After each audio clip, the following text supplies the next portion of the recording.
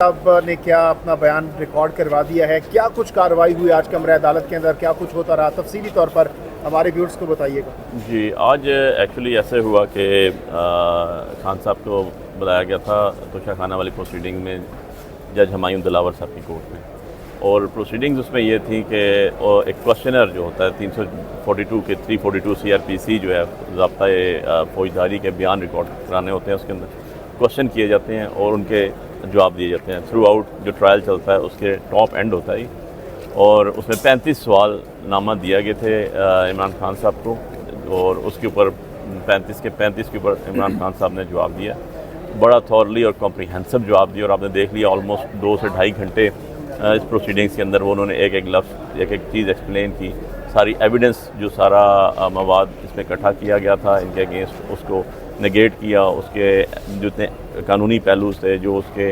इलीगैलिटीज़ थी, जो भी चीज़ें थी वो सारी की सारी उन्होंने 1 बाय 1 इसके अंदर एक्सप्लेन की। और उसको फिर अभी उसको 342 की स्टेटमेंट कंप्लीट हुई, उसके बाद उसकी करेक्शन की गई, साइन हुए इमरान खान साहब के, और देन उसके बाद जज साहब ने अब आगे फर्दर प्रोसीडिंग्स के लिए रखी। अच्छा अली बुखारी साहब, ये कहिएगा कि व्हाट नेक्स्ट। खान साहब ने अपना स्टेटमेंट जमा करवा दिया है, बयान प्रॉपर रिकॉर्ड करवा दिया है, अब क्या होगा? एज ए लॉयर क्या लगता है, क्या मुस्तकबिल है इस केस का?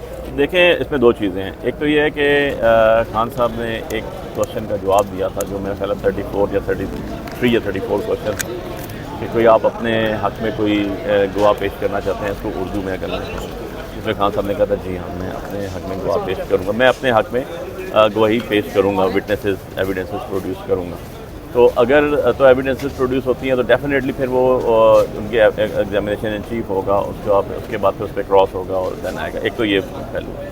दूसरा ये है कि जो खान साहब ने बड़ा कॉम्प्रिहेंसिव जवाब दिया है, और एज़ पर एविडेंस जो है इसके मुताबिक अगर वो डिफेंस एविडेंस नहीं लाते और इसके ऊपर अलाय करते हैं, इवन एंड अदरवाइज़ ये केस जो है आप जब इसको थ्रू आउट देखते हैं, क्योंकि इसमें इलीगैलिटीज़ बहुत ज़्यादा हैं, और उन्हें लीगैलिटीज़ के ऊपर क्योंकि हाई कोर्ट में भी चैलेंज हुआ था, देन हाई कोर्ट के डिसीजन आते हैं, तक ट्रायल होता रहा, एविडेंसेस रिकॉर्ड होती रही, उसके बाद सुप्रीम कोर्ट में गए, वहाँ से डायरेक्शन आई, डायरेक्शन के बाद वो डिस्पोज ऑफ हुई, तब तक ट्रायल ऑलमोस्ट कंप्लीट हो चुके हैं, और सुबह सुप्रीम कोर्ट में भी उसके अगेंस्ट जो हाई कोर्ट के ऑर्डर्स हैं वो पिटिशन वहाँ पर पेंडिंग पड़ी है, इसी केस से रिलेटेड है वो सारी की सारी। सो जो लीगल एम्बिग्विटीज़ आई हैं, जो इसके अंदर लीगल क्वेश्चन अराइज हुए हैं, जो इसके अंदर अभाम जन्म लिए हैं, और जो ऐसे क्वेश्चन जो पहले डिसाइड होने चाहिए थे, फॉर एग्जांपल आपका सबसे पहले जो है वो आपकी जुरिस्डिक्शन एक इशू था कि इमरान खान साहब जो हैं वो मियाँ वाली से MNA थे, और अगर ECP ने कोई डिस्क्वालिफिकेशन करके कंप्लेंट फाइल करनी थी तो उसके उनके ओरिजिनल जुरिस्डिक्शन के डिस्ट्रिक्ट में करनी चाहिए थी जहाँ पर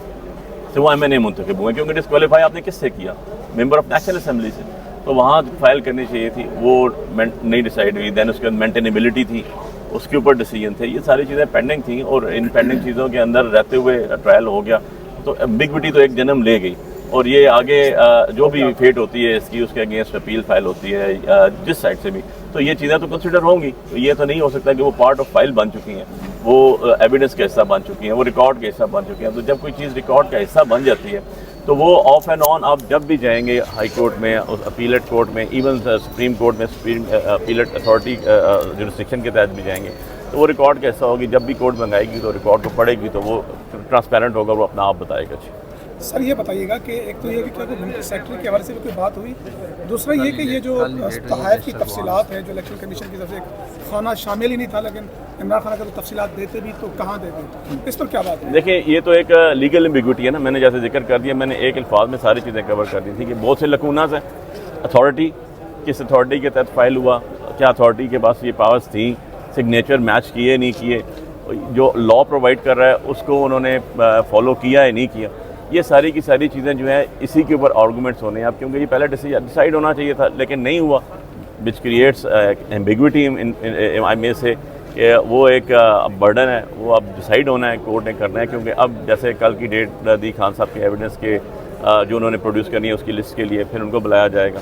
सो ये एम्बिग्विटीज़ जो आपने बात की, यही मैंने पहले इसके ऊपर आपका ध्यान किया था कि जी ये जो पहले डिसीजन होने चाहिए थे हमेशा जब भी कोई चीज़ फाइल होती है ना, ये एक अब जनरल में उसमें बात कर रहा हूँ, not related with this case, कि आप जब भी देखते हैं कि कभी भी कोई फाइल होती है, सूट हो या प्राइवेट कंप्लेंट हो, तो सबसे पहले जो है उसकी मेंटेनेबिलिटी को देखा जाता है। मेंटेनेबिलिटी डिसाइड करके फिर आगे चला जाता है। उसकी वजह ये होती है कि आप एक्सरसाइज कर लें, सारी एक्सरसाइज टॉप एंड में पहुंचे, आपको पता चले कि जी मेंटेनेबल नहीं है, तो सारा टाइम फ्रूटाइल एक्सरसाइज हो जाती है। सर किस कैपेसिटी में आके रोज़ाना बैठते हैं?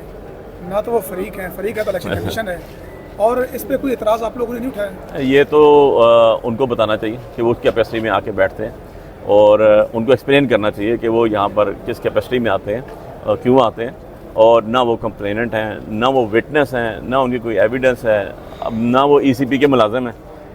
ये आपने खुद अपने सवाल में ही सारा जवाब भी दे दिया, तो उनको खुद एक्सप्लेन करना चाहिए कि वो किस कैपेसिटी में आके बैठ रहे हैं, क्यों बैठ रहे हैं। मैंने एतराज़ वाली बात की थी साहब ना? नहीं, एतराज़ तो हमने किया। देखें इताअत तारड़ साहब, मैं आपको 2-3 चीज़ें क्लियर करूँ। वेरी फर्स्ट है जब इमरान खान साहब गिरफ़्तार हुए 9 मई को, 8 मई को, और जब वो कोर्ट में पेश हुए, वहाँ पर भी इताअत तारड़ साहब मौजूद थे। इसी केस के अंदर इन्हीं जज साहब के सामने वहाँ भी एतराज़ दिया ख्वाजा हारिस साहब ने, और इनको बाहर निकाल दिया गया। इनके साथ मोहसिन शाहनवाज रांझा साहब भी थे, उनको भी बाहर निकाला गया कोर्ट से अंदर। अब यहाँ पर कोर्ट के अंदर आना मैं नहीं समझता हूँ कि एथिकली, मोरली, लीगली उनको कोई राइट है। अच्छा ठीक है, आप एक बात करते हैं कि ओपन कोर्ट है, ओपन फोरम है। यार ओपन कोर्ट है, ओपन फोरम है, तो आप आके बैठे, आपको कोर्ट ने यहाँ से भी बाहर निकाला। अल्टीमेटली आप एक प्रॉब्लम क्रिएट कर रहे हैं, आप एक जो है वो लॉ एंड ऑर्डर की सिचुएशन को क्रिएट कर रहे हैं। ऐसे नहीं होता, रिस्पॉन्सिबिलिटी का मुजाहरा करना चाहिए। अच्छा अली बुखारी साहब, ये कहिएगा कि आज इमरान खान साहब जब अदालत में, कमरे अदालत में मौजूद थे, मोहतरम जज साहब हुमायूं दिलावर साहब जब वहाँ पर थे, तो क्या कोई मुकालमा हुआ इमरान खान और जज साहब के दरमियान?